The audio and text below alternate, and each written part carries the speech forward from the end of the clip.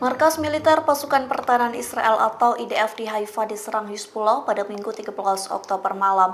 Penyerangan itu terjadi saat tentara Israel makan bersama di pangkalan militer. Inilah penampakan tentara Israel yang berasal dari Brigade Golani sedang pesta makan malam di pangkalan. Dari video yang tersebar, terlihat sekumpulan tentara Israel menikmati beberapa menu makanan.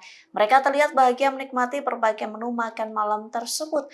Namun di saat yang bersamaan, markas itu diserang drone Hizbullah. The Times of Israel melaporkan serangan Hizbullah mengakibatkan 4 tentara tewas. Tak hanya itu, serangan pesawat dirawak Hizbullah juga mengakibatkan 58 tentara lainnya sekarat.